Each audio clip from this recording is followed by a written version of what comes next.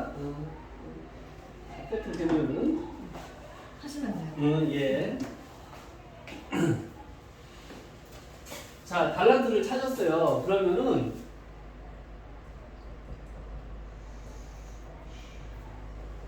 개인 성향이라는 게 있어요. 보면은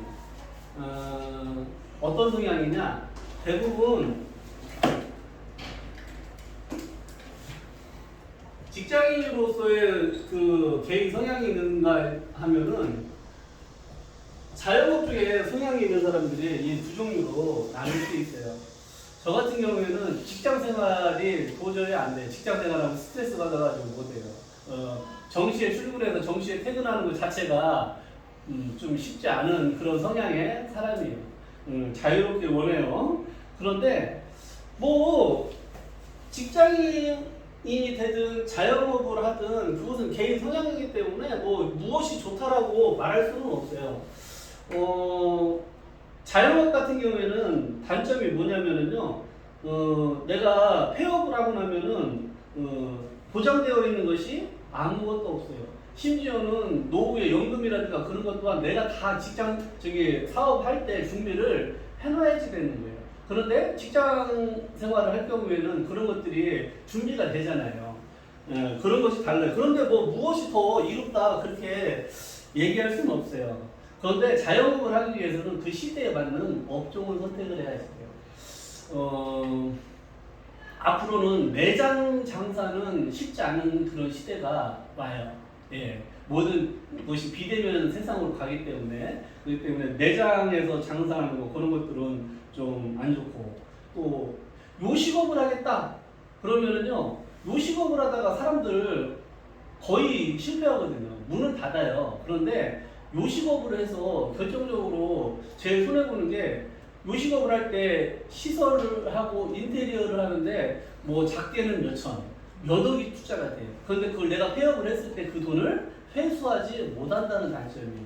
자, 그러면은 매장 장사도 쉽지 않은데 요식업도 그런 위험 부담을 갖고 해야지 된다는 얘기예요. 의류 매장 같은 경우에는요, 저는 매장 가서 사본 게 언젠지 몰라요. 제가 선호하는 메이커가 있잖아요. 뭐 일하는 작업 다 등산복이니까 어차피 편안한 거, 스파디로 되고 늘어나는 거. 그 매장에서 세일할 때 그냥 사요. 그러면 인터넷상으로 사요. 매장에 반값도 안 되는 가격에 제품을 살 수 있어. 그렇기 때문에 의류 매장 같은 것도 앞으로는 쉽지 않다는 얘기예요. 그러면은 이 자영업이든 직장인이든 공통점을 찾을 수 있는 것은 기술직을 찾는 것이 가장 앞으로 시대에 봤을 때 중요해요.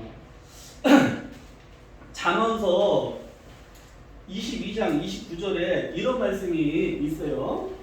내가 자기 일에 능숙한 사람을 보았느냐? 이러한 사람은 왕 앞에 설 것이요 천한자 앞에 서지 아니하리라는 말씀이 있어요. 선진국으로 갈수록요 기술직 가진 사람들이 인정받는 그런 세상이에요. 우리나라는 이미 선진국으로 가고 있잖아요. 그렇기 때문에 기술직을 준비하는 게 가장 중요해요. 작지만은 기술직이 있으면 좋아요. 저 같은 경우에는 직업이 장사일 수도 있어. 왜냐, 전자제품을 팔기도 하고 렌탈도 하고, 그렇지만은 그것을 하기 위해서는 기술이 또 필요한 거예요. 그걸 설치를 해야지 되고 또 수리도 해야지 되는 그런 입장이기 때문에, 그렇기 때문에 기술직이 아니고서는 너무 누구나 할 수 있잖아요. 기술이 필요하다는 것은 접근성이 떨어진다는 얘기예요. 아무나 못한다는 얘기예요. 한마디로. 그런 일을 전문적으로 배우는 것이 중요해요. 그런데 거창한 기술 그런 것보다도요, 살면서 가장 필요한 게, 저 같은 경우는 앞으로 봤을 때는 집을 수리한다든가 인테리어를 한다든가 그런 데 있어서 요즘은 간단하게 창틀 같은 거, 샤시 이런 것도 필름 붙여가지고 그냥 작업을 해요. 갈지를 않고, 싱크대도 교환하지를 않고 그걸 필름으로 붙이면 새 것처럼 바뀐다는 얘기예요. 그런 거 작은 기술이지만 그런 것들은 앞으로 계속 수요가 늘어날 직업이라는 얘기죠. 앞으로 AI 시대다, 그래가지고 많은 직종이 없어진다고 하잖아요. 그렇지만 앞으로 없어지지 않을 거, 기술직은 없어지지 않아요. 그런 것들은 사람 손이 가야지 되는 것들은 꾸준히 이어진다는 얘기예요. 우리 랩런트들이 달란트를 찾았어. 아, 내 성향이 나는 직장인이야. 나는 자영업이 맞아. 그러면은 그쪽으로 해서 기술을 익히는 것이 중요하다고 저는 보고 있어요. 자, 그리고 요식업을 하기 위해서는요, 최소한 3년 정도는 한 군데 취업을 해가지고 모든 장사 노하우라든가 그런 것을 배워야지 됩니다. 그냥 요식업, 식당 차리는 거 아니에요. 예. 자, 두 번째는 경제 치유예요. 자, 치유라는 이 단어 속에는 상처라는 내용이 내재가 되어 있어요. 많은 사람들이 경제, 돈에 대한 상처를 가지고 살아가요. 특히 어렸을 때 많은 형제 많은 집에서 살면서 막 가난이라든가 그런 것을 경험했던 사람들 있잖아요. 특히 그런 사람들이 이 경제에 대한 상처가 많아요. 이런 사람들이 나중에 성장했을 때 어떤 성향이 나오냐면요.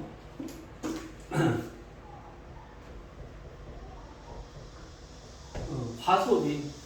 내가 버는 것을 돈을 다 써요. 심지어는 빚까지 내가지고 써요. 예, 돈에 상처 있는 사람들의 특징이에요. 또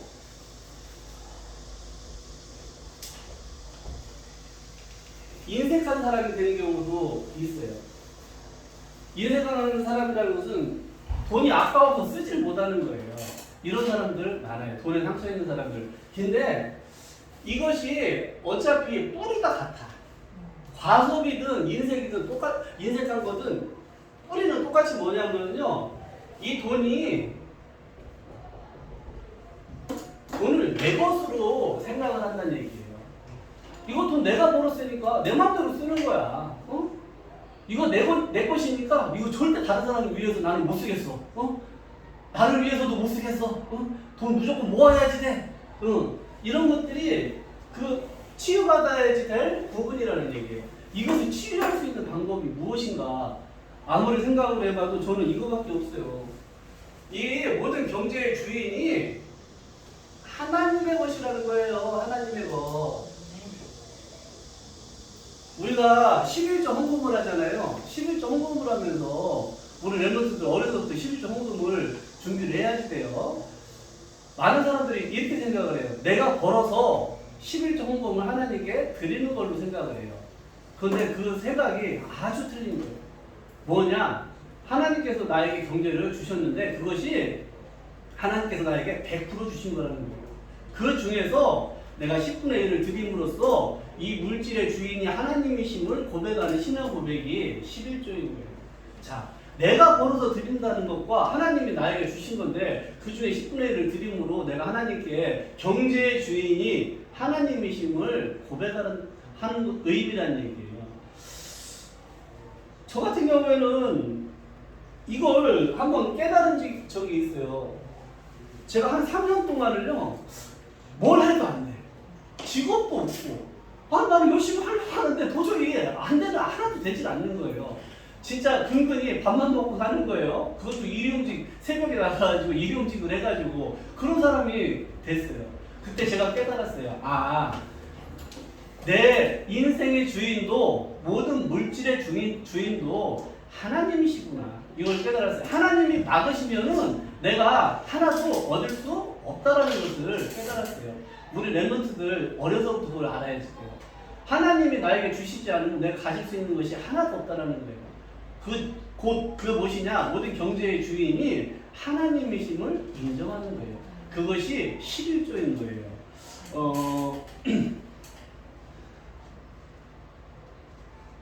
우리 차세대 선교사라고 하잖아요. 선교에 대해서도 우리가 생각을 해봐야 돼요. 선교 헌금에 대해서도 생각을 해봐야 돼요. 하나님은 세계복음화를 중심으로 전 세계를 움직이시잖아요. 그렇기 때문에 선교는 반드시 성취될 응답이라는 얘기예요. 그렇기 때문에 내가 선교 헌금에 마음을 담는 것이 중요해요. 제가 예전에 읽은 책 중에 선교사가 되려면이라는 책을 읽은 적이 있었어요. 선교사가 되려면. 그 책을 읽으면서 그 책 중에서 가장 그 마음에 와닿았던 내용이 뭐냐면은 하나님께서는 내가 드리는 선교 헌금에 비례해서 나에게 물질을 주셨다는 얘기예요. 하나님께서 선교를 얼마나 중요하게 생각하시면 버는 건 많은데 선교 헌금을 적게 한다 그러면은 나의 수입을 줄이시겠다는 얘기예요. 그런데 내가 적지만은 내가 선교 세계복음화를 위해서 헌금 드리잖아요. 그러나 하나님께서 그 드리는 금액에 비례해서 나의 수입을 늘려주시겠다는 거예요. 이게 단지 내가 큰 돈을 받겠다 그 의미가 아니고 하나님은 그만큼 세계 선교를 중요하게 생각하신다는 얘기예요. 하나님께서 원하시는 경제가 선교에 있음을 우리 멤버들은 어려서부터 잊지 마시고 올바른 헌금관, 경제관을 가져야지 됩니다. 모든 물질의 주인이 누구라고요? 하나님입니다. 내 것이 아닙니다. 내 것은 하나도 없어요. 그럼 우리가 천국 갈 때 어떻게 해야 될까? 나의 재산을 사랑하는 나의 자녀에게, 사랑하는 나의 멤버들에게 물려줘야 되겠다. 그렇게 해야 될까요? 어떻게 해야 될까? 좀 가면 불신자들처럼 대학교에 기부를 하고 사회단체에 기부를 해야 될까요? 헌금! 오, 맞았어요. 내가 모든 물질을 하나님께 받았다고 그랬죠? 그건 다 하나님의 것인 거예요. 하나님께 드리고 가는 거예요. 그래서 우리 남은 모든 내가 누리다가 하나님 차고 넘치게 주셔서 남았어. 그러면은 당연히 그건 하나님의 것이기 때문에 하나님께 돌려드리고 내가 천국에 가는 거예요. 자녀에게 재산을 물려준다. 그 자녀를 망치는 길입니다. 예. 그 돈으로 인해서 분쟁하고 자녀들이 싸워요. 예. 그리고 올바른 경제 활동을 하지 않는 사람들이 거의 대부분입니다. 그래서 우리가 천국 갈 때는 모든 물질을 하나님께 드리는 것입니다. 자,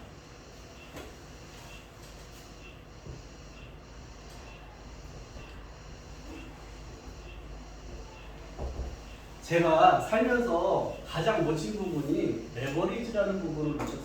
레버리지는요, 한마디로 지렛대라고 보시면 돼요. 지렛대가 이렇게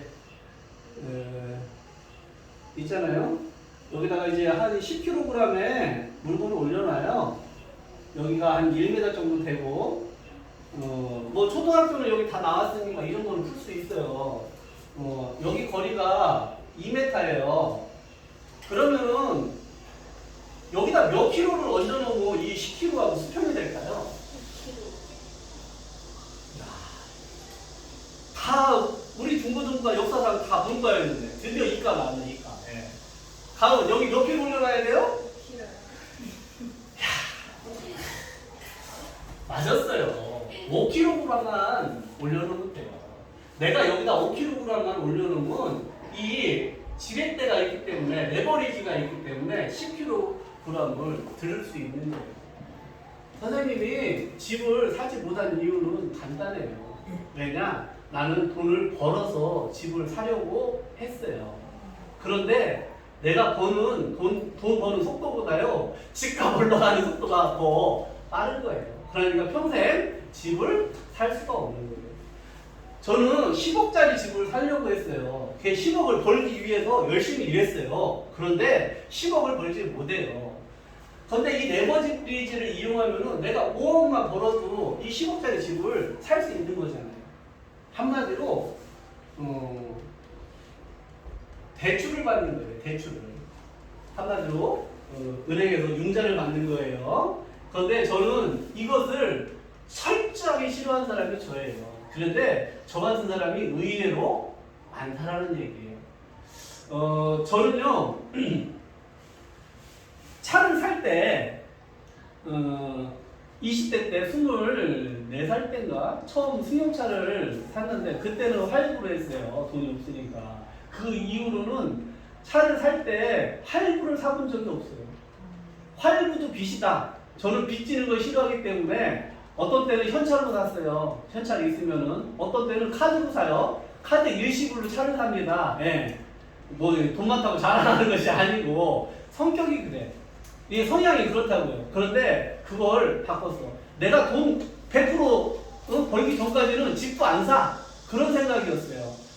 한마디로 이 레버리지의 개념을 전혀 모르고 제가 경제활동을 했던 거예요. 그렇기 때문에 이걸 이거를 10kg를 들을 수가 없는 거예요. 네.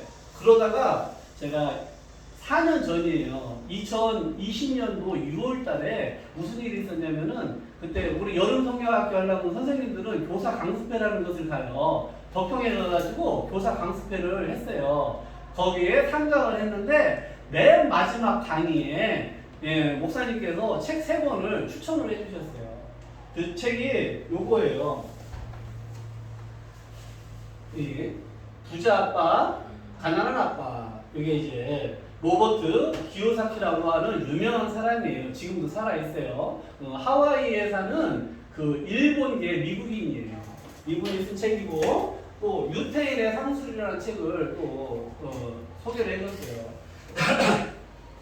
또 오사카 상인 이런 책을 소개를 시켜주셨어요. 뭐 어차피 한 달이면 한 5번은 책을 읽으니까 주문을 해가지고 읽었어요. 이 책이 정확하게 주문한 날짜 저는 새 책도 안 사요. 중고로 사요. 어차피 한 번 보고 다시 뭐 잘 안 보는 거. 중고로 3,500원에 샀네요. 2020년 7월 22일 날 책이 왔네요. 교사 강습하고 한 달 뒤에 시켜가지고 이 책을 읽었던 거예요. 그러니까 이 책을 읽고 내가 이 레버리지라는 이 부분을 많이 놓쳤구나. 그리고 또 돈이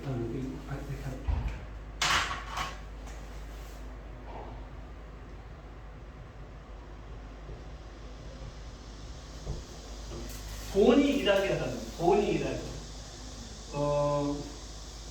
레버리지를 쓰면은요 한 1억이 있잖아요. 한 4억에서 5억 정도를 운영할 수 있어요. 레버리지가 이렇게 중요한 거예요.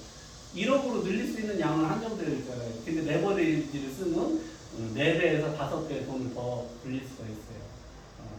레버리지는 그렇고 이 책을 읽으면서 돈이 일하게 해야지 되겠다. 저는 전에 그럼 돈이 있을 때 뭐 어떻게 했을까요? 돈이 있는 거를 금고에 넣어놓진 않았겠지. 당연히 은행에 예금을 했겠죠. 예금 이자가 그때 한 2% 정도 됐어요. 2%.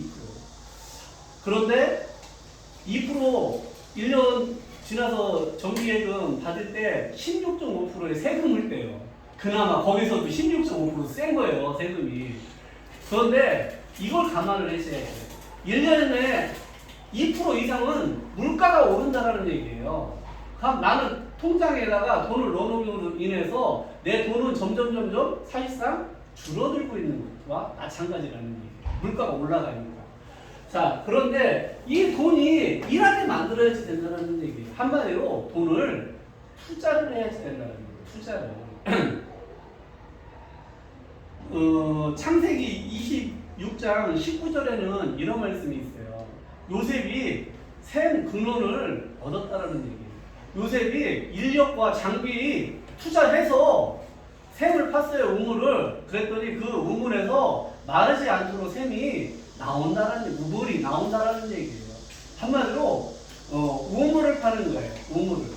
내가 일을 하지 않아도 수입이 계속 나올 수 있는 우물을 파세요. 내가 계속 일을 해야지만 돈을 버는 것이 아니고 돈으로 돈 버는 시스템을 만들어 놨더니 거기서 계속 쉬지 않고 돈이 나온다는 얘기예요. 가장 쉽게 설명을 할게요. 한 건물을 하나 샀어요. 그런데 매달 거기서 월세가 1,000만 원이 나와요. 그럼 내가 돈을 투자해가지고 건물을 산 거잖아요. 그런데 매달 1,000만 원으로 세가 나와요. 세입자들에게 세를 받는다고요. 그러면은 내가 굳이 일할 필요 없잖아요. 네.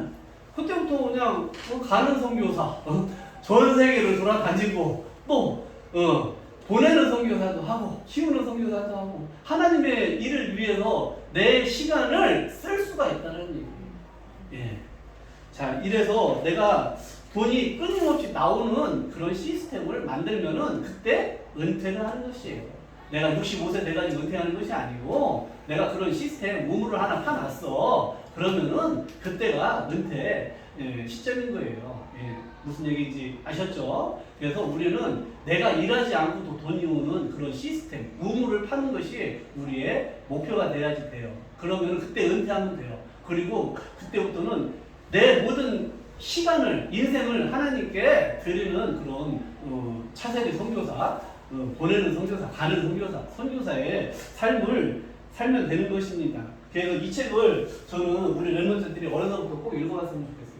제가 한 30살 때 정도 이제 우리 누나가 그때 천안에 불당국이라는 곳이 막 저기 개발되고 그럴 때였어요. 누나가 부천 사는데 우리 누나는 경제적으로 밝아요. 은행에서 근무를 했고 어느 날 전화해서 야 저기 거기 아파트 1억밖에 안 한다더라. 거기 아파트 사라고 그랬어요. 근데 저는 그때 사지 않았어요. 그리고 여전히 돈을 은행에 넣어놨다라는 얘기예요. 나의 돈이 은행 통장에서 실컷 잠자고 있어요. 얘는 일을 하지 않아. 근데 얘를 일을 할 수 있도록 분리해야지 된다는 얘기예요. 무슨 얘기인지 이해가 되죠? 네. 자, 쉽게 지금 가고 있나요? 네. 네, 쉽게 가고 있죠. 최대한 쉽게 하려고 지금 어제 원고를 쓴 거예요. 한 달 전부터. 예. 자, 이제 4번 돈이 일하기, 5번을 해야지 되지. 5번은 영어로 쓸게요.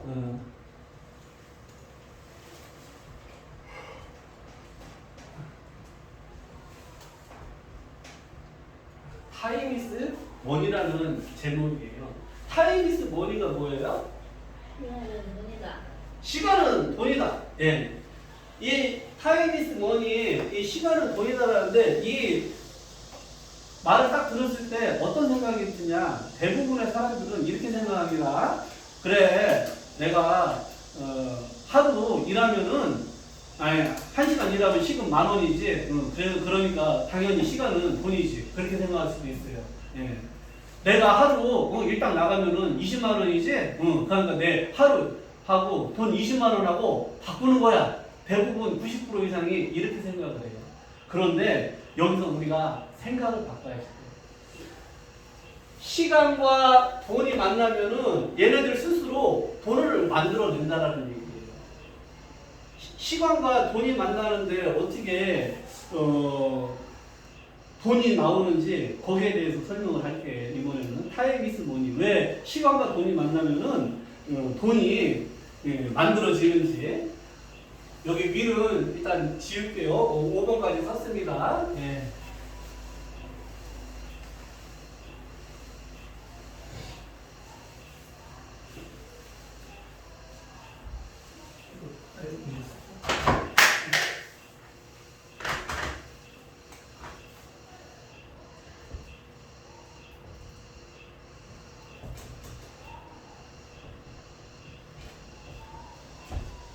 시간과 돈이 만났을 때 돈이 만들어지는 원리를 복리라고 합니다. 복리. 이자 계산하는 수익률 계산하는 방법 중에는요, 복리가 있고 단리가 있어요. 이거 두 개를 한번 비교해 볼게요. 이 시간에는 자, 이 100만 원이라는 돈이 있어요. 그런데 이율은 15%로 계산할게요. 15% 수익, 1년에 연수익 15% 나는 게 어디 있어? 라고 물을 수 있어요. 제가 뒤에 알려줄게요. 15%짜리 수익 나는 게 있어요. 은행에 넣으면 2%인데 15% 버는 수익 나는 게 있어요. 연평균으로. 예. 100만 원의 1년 이자는 1년 차에는 똑같아요. 1년 차에는 115만 원이 되겠죠. 이자 15% 받았으니까. 2년 차에는 얼마가 되냐면요. 저도 그렇게 썩 이과는 아니네요. 자, 2년 차에는 지금 복리 계산하는 거예요, 복리. 아유, 132만 원 정도 나와요. 이거 펜이 아예 안 나오네. 네. 2년 차에는 132만 원 나와요. 네. 3년 차에는 152만 원 나오네요. 이거 미리 계산기로 다 제가 계산한 거예요. 4년 차에는 175만 원 나오네요. 5년 차에는 201만 원 나오네요. 자, 단위로 계산하면 뭐 간단해요. 15만 원씩 5번이면 75만 원이에요. 그쵸? 단위로 계산하면. 가고 여기서 175만 원이 되는 거예요. 자, 복리로 계산했을 때 200만 원 나와요. 단리로 계산했을 때 175만 원 나와요. 이 수익률은 똑같이 15%인데 어떤 식으로 계산하느냐에 따라서 이게 수익률이 다르잖아요. 예. 자, 10년을 계산하자면 뭐 6년부터 다 저기 건너뛰고 10년을 계산하면은 여기서 405만 원 정도 나옵니다. 이건 뭐 당연히 250만 원이죠. 원금 100만 원에 150만 원 하면 250만 원이 되는 거죠. 자, 복리가 이만큼 저기 빨리 늘어난다는 것을 단적으로 보여주잖아요. 10년이면 수익률이 뭐 저기 배가 차이가 나요. 초등부에서 6만 원씩 갖다 주고 찾으시죠? 네. 근데 지금 선생님이 계산기로 계산했는데 이걸 간단하게 계산할 수 있는 방법이 있어요. 유대인들에게는 72의 법칙이라는 게 있어요. 72의 법칙 여기 나옵니다.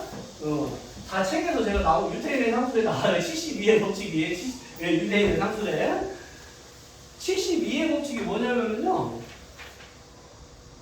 72 나누기 수익률 15% 하면은요 이게 4.8이 나와요.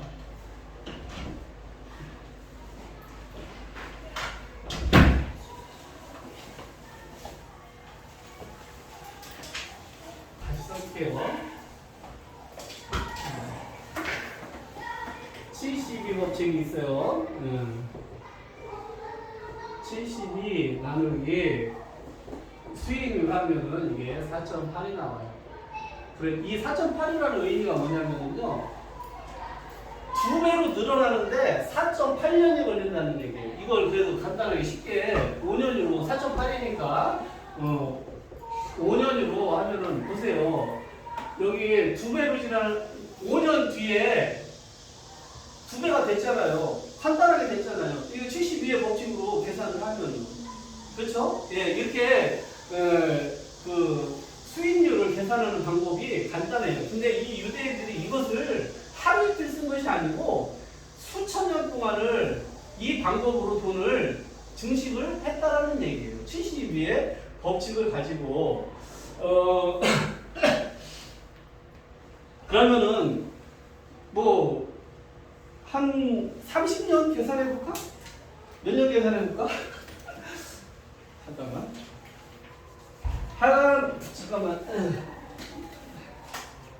내가 미리 계산을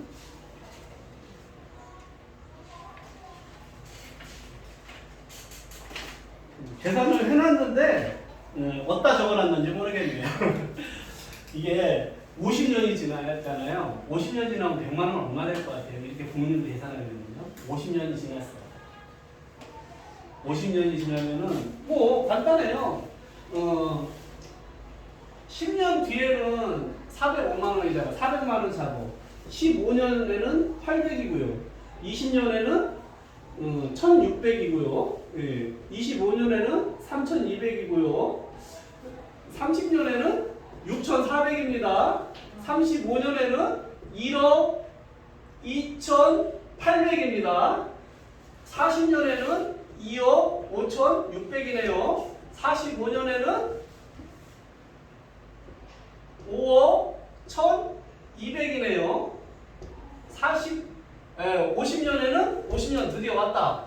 50년이면은 뭐 그냥 간단하게 10억 되네요. 네, 10억. 네.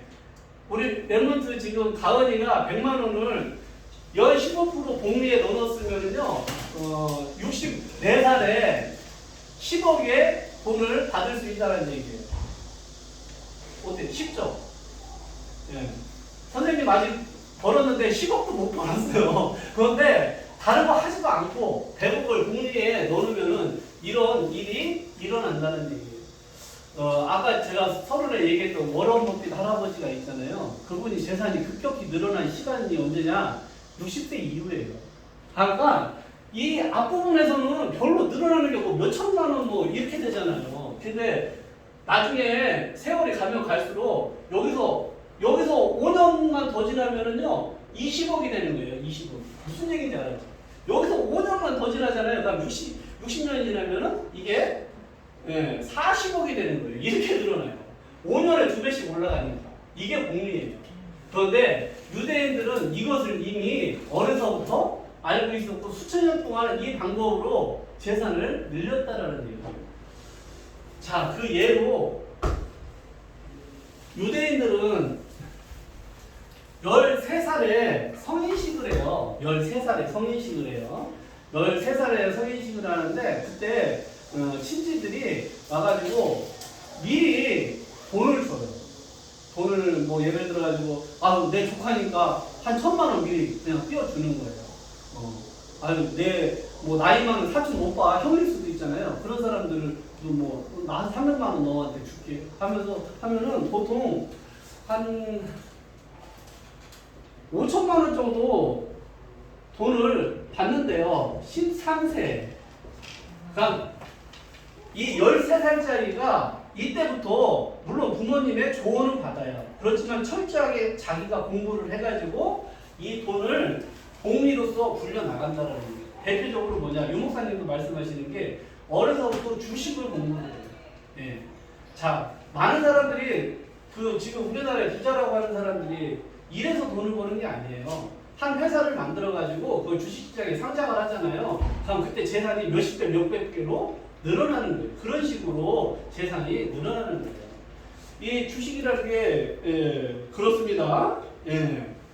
그래서 이 13살짜리가 이때부터 주식 투자를 하면서 공부를 하면 경제에 대해서 공부를 하면서 돈을 굴려 나간다는 얘기예요. 제가 여기 15%짜리가 있습니까 했는데 있어요. 이런 것들 제가 거기에 대해서 이제 설명을 해줄게요. 그러면은 과연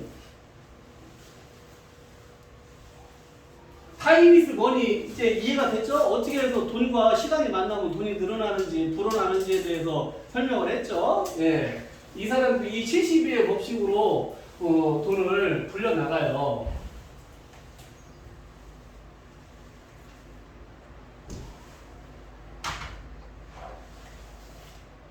자, 어디에 그러면 투자를 할 것인가? 대표적으로 우리나라는 부동산에 투자를 합니다. 두 번째, 국내 주식이 있습니다. 자, 세 번째, 미국 주식이 있습니다. 우리나라 사람들, 돈 투자하는 사람들 대부분 여기에 거의 99% 이상 되어 있을 거예요. 예. 물론 비트코인에도 투자하는 사람이 있고 그런데 저는 그쪽에 대해서는 아는 것이 없기 때문에 그쪽은 빼겠습니다. 자, 우리 랩런트 중에 부동산 투자할 수 있는 사람 있어요 지금? 왜 없어요? 목돈이 없어요. 예. 우리 랩런트들은 목돈이 없어요. 그렇기 때문에 부동산에 투자할 수가 없어요. 제가 부동산에 투자를 해보니까 그 세 받는 수익률 있잖아요. 예. 연 10% 정도 나와요. 연 10%. 내가 대출을 받아가지고 부동산을 사서 그걸 월세를 놨어요. 그게 한 3년, 4년 정도 계산을 해보니까 연 10%의 수익률이 나왔어요. 물론 매매했을 때 그 양도소득 거기 그 부분은 뗀 거예요. 순수하게 월세를 받았을 때 수익률이 10%예요. 그런데 우리가 여기서 잘 감안해야지 되는 게 저는 집을 웬만한 걸 제가 다 수리를 해가지고 고쳐서 새로 졌습니다. 예, 사람을 쓰지 않았어요. 거기에 대해서 비용이 빠지겠죠, 당연히. 그런데 이게 참 쉽지 않은 게 이 세입자들과의 관계도 중요해요. 월세를 내지 않는 사람들도 의외로 많다는 얘기예요. 또 유지보수하고 또 집을 가지고 있는 것만으로도 재산세라는 그 세금을 내잖아요. 그 부분도 만만치 않다라는 얘기예요. 그거 다 빼고 나니까 연 10%밖에 수익률이 안 나왔어요. 예. 자, 빼시고 나서가 아니에요. 예, 순수익이 연 10%예요. 예. 이걸 했을 때 그런데 이거 신경 많이 써야 돼요. 뭐 새로 놀 때도 그렇고 집 수리하는 것도 일일이 다 내 손으로 다 했어요. 심지어는 입주 청소까지 내 손으로 다 했을 때 나오는 수익률이에요. 각각 그런데 돈을 이제 안 쓰니까 당연히 그런 데서 더 수익을 버는 거겠죠. 예. 그리고 가장 우리 랩런트들이 지금 당장 할 수 없는 이유는 얘기했다시피 목돈이 없습니다. 그렇기 때문에 이것을 지금 하지는 못한다는 얘기예요. 앞으로 세대는 혼자 사는 집을 투자를 해야지 돼요. 큰 집을 투자한다기보다 월세를 받기 위해서는 앞으로 혼자 사는 가정이 계속 늘어나요. 그렇기 때문에 혼자 사는 집을 위해서 투자하는 것이 그나마 부동산에서는 나아요. 자, 두 번째 국내 주식. 이것은요 우리나라 주식을 코스피라고 불러요. 근데 별명이 뭐냐면 박스피예요. 박스피. 왜 박스피냐면은요, 이 박스 알죠? 이렇게 박스. 여기서 계속 이러고 있어요. 예, 박스 안에 갇힌 형국이기 때문에 수익률이 날 수가 없어요. 그리고 우리나라는요, 회사들 보면 삼성하면 누구 회장이 있고 다 오너가 있잖아요. 오너 중심의 자본주의이기 때문에요, 주주들에 대한 대접이 별로 없습니다. 배당 주는데도 별로 없습니다. 예, 그렇기 때문에 저는 비추천이에요. 예, 국내 주식은 그리고 변동성이 엄청 심합니다. 예, 이번 주 월요일 날 우리나라 주식이 하루 만에 몇 프로 떨어졌는 줄 알아요? 8.9%가 하루 만에.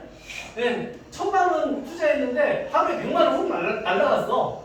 예, 그렇게 변동성이 큰 시장이 우리나라예요. 이제 우리나라에는 이런 게 많습니다. 네, 이래요. 막 이렇게 가만히 있다가 어느 날 갑자기 막 이슈가 돼가지고 막 올라갑니다. 그럼 사람들 흥분해가지고 여기서 삽니다. 결국 야, 이제 더 올라간대. 그러면 며칠 더 올라가다가 그때부터는 뭐 팔 기회도 없이 그냥 훅 갑니다. 그냥 훅 가. 여기까지 가. 여기부터 또 이렇게 가. 그런데 문제는 뭐냐? 과연 이 값을 언제 주냐는 얘기예요. 예, 언제까지 기다릴 거냐? 기약이 없다라는 거예요. 그렇기 때문에 어른들 얘기로는 물렸다고 합니다. 예, 이런데 물려버리면 빠져나올 길이 없습니다. 그러면 대충 이 정도라도 떨어지잖아요. 그냥 팔고 저는 나오는 게 답이라고 봅니다. 예. 자, 네, 마지막 제가 얘기하고 싶은 게 이제 미국 주식입니다. 예. 미국 주식은요.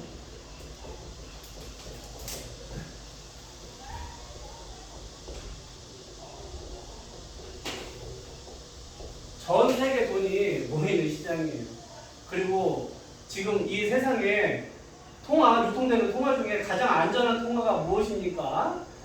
달러입니다. 달러. 네, 그렇기 때문에 달러, 기축통화, 또 전 세계에 돈이 모이는 시장이 미국 시장이기 때문에 저는 미국 시장에 투자를 합니다. 여기에는 뭐 우리가 다 알만한 회사 다 있어요. 애플, 핸드폰, 엔비디아, 반도체, 또 마이크로소프트, 메타. 얘가 이제 그 페이스북이에요. 페이스북 이름 메타를 바꾼 거예요. 아마존, 물건 주문하는 거 아마존, 테슬라 자동차, 뭐 구글 이런 것들이 다 이 미국 시장에 다 모여 있어요. 예. 여기는요, 일단 주식을 갖고 있는 것만으로도 배당을 줍니다. 우리나라 시장하고는 전혀 다릅니다. 예. 그리고 아까 우리나라 시장은 이렇다고 했죠? 이거 박스피라고 했죠? 제가 여기는 100년 넘게 검증된 거예요. 100년 넘게 오른쪽으로 계속 올라갑니다. 물론 뭐 이것도 그냥 일자로 올라가는 거 아니에요. 막 이렇게 떨어졌다 올라갔다 하면서 결국에는 올라간다는 얘기예요. 네. 자, 무슨 얘기인지 이해가 되죠? 네. 그러면은 내가 설령 여기서 샀어. 아유, 여기서는 꼭지네. 그런데 꼬라 박았잖아요. 근데 결국에는 올라간다는 얘기예요. 내가 회복할 수 있는 기회가 있다라는 얘기예요. 한국하고는 다르게. 자, 그런데 여기서도 문제가 있어요. 뭐냐면은 이 메타. 이게 옛날에 페이스북이라고 했죠. 2년 전에 제가 얘가 370달러 가는 것을 봤어요. 그런데 어느 날 보니까 88달러더라고. 그럼 뭐 완전히 얼마나 떨어진 거예요? 370달러에서 88달러도 떨어졌으니까. 심지어는 이 회사가 망할 수가 있어요. 망하면은 돈 건져요? 못 건져요? 주식시장은 은행이 아니에요. 예, 휴지되는 겁니다. 하나도 못 건져요. 그런데 기업이라는 게 오늘은 잘 되고 있어. 그렇지만 미래는 보장을 못 한다는 거예요. 그렇기 때문에 한 군데에다가 다 돈을 투자를 하면 될까요? 안 될까요? 한 군데서 투자했는데 그 회사 망했어. 그럼 하나도 못 건져요. 예, 내 재산을 다 잃는다고. 그럼 어떻게 해야지 될까요? 여기서? 어떻게 해야지 될까요? 여러 군데. 오, 분산 투자 맞았어요. 예. 그런데 내가 그래 뭐 애플도 좀 사고 엔비디아도 사고 마이크로소프트도 사고 테슬라도 좀 사고 그렇게 해서 분산 투자할 수도 있어요. 그런데 요즘에는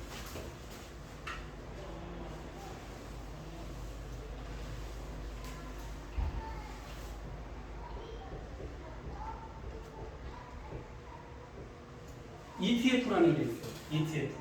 이것은요 뭐냐면은 예은 선생님 대답대로 분산 투자인데 여러 개 회사를 묶어놓은 거예요. 그런데 이게 장점이 뭐냐면요 한 6개월에 한 번씩 좀 실적이 안 좋고 그런 회사들은 떨어뜨려. 그리고 막 성장하는 회사 있잖아요. 그것도 또 자동으로 편입을 시켜줘요. 그러니까 내가 이거 사야지 고민할 필요가 없는 거예요. 예. 분산 투자 이거 ETF로 사고로 해서 분산 투자는 그냥 해결이 됐어요. 그럼 제가 오늘 간단하게 ETF 어떤 게 있는지 얘기를 해줄게요. 예. SPY라는 것이 있어요. 이거는 네이버에 그냥 찍어도 그냥 나와요. 예, 이게 어떤 건지 자세한 설명은 그거 검색해도 나올 수 있어요. 이것은 미국의 500개 기업을 묶어놓은 거예요. ETF로 묶어놓은 거예요. 그런데 1등은 당연히 가중치를 많이 주고 2등은 조금 줄이고 뭐 500등은 500개 기업이니까 조금 주는 거지. 그러면 얘가 연 수익이 12%가 나옵니다. 이것은 통계로 딱 저기 정확하게 나와 있는 거예요. 물론 과거에 통계가 미래를 보장하지는 않아요. 그렇지만 우리가 참고하는 데 있어서는 과거의 그 자료를 우리가 근거로 쓸 수 있는 거잖아요. 그리고 우리나라 사람들이 아주 좋아하는 게 있습니다. 예. 예, QQQ예요. 이것은 미국의 성장기업, 뭐 제가 아까 거론했던 애플, 엔비디아, 마이크로소프트, 메타, 아마존, 테슬라, 구글 이런 회사들 다 모아놓은 게 여기에는 100개 회사를 모아놨어요. 100개. 예. 얘가 아까 제가 얘기한 연 15%의 소득을 내는 그런 주식이 이겁니다. 우리 워런 버핏 할아버지가 이제 뭐 90살이 넘었으니까 곧 저기 이제 죽을 날이 뭐 가깝겠죠. 근데 그분이 이런 얘기를 했어. 내가 죽으면 그분 관리 어떻게 하느냐. 그럴 수도 있잖아요. 나는 내 후손들에게 그냥 이거 하나 사라고 하겠다. 가장 안정적인 거. 보수적인 거. 가장 보수적인 거. 이거 등락률이 별로 크지 않아요. 연 19% 수익도 작은데 떨어질 때도 덜 떨어진다는 얘기죠. 가장 500개 기업에 안정적으로 투자하겠다. 근데 나는 내 자손들에게 그냥 요거 SPY 사와. 거기다 돈 투자해놔. 그렇게 얘기하겠다는 그 정도로 안정적인 게 이 SPY예요. 예, QQQ는 이 정도 되고.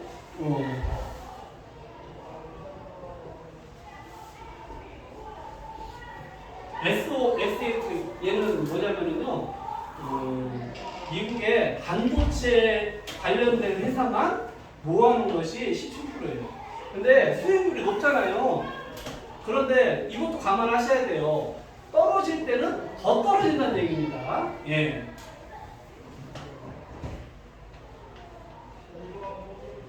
자, 그러면은 여기서 선택을 하시면 돼. 나는 안정적이고 원래 하면 12%.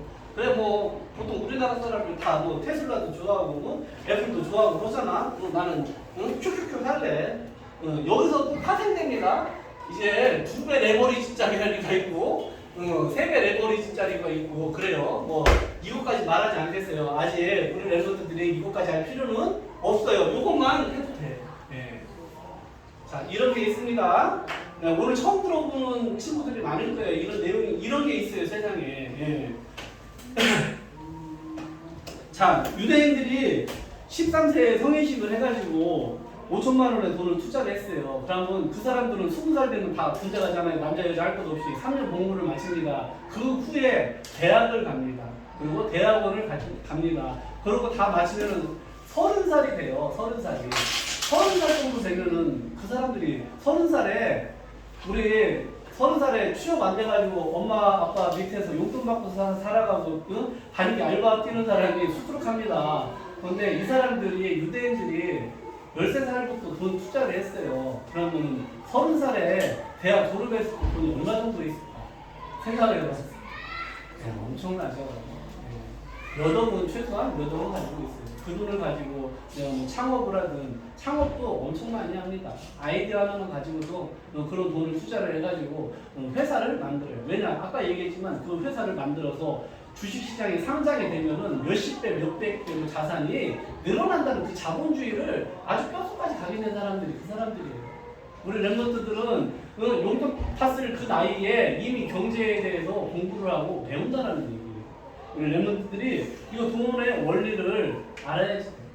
자, 우리가 돈을 왜 벌어야지 됩니까? 그러면은 예, 맞았어요.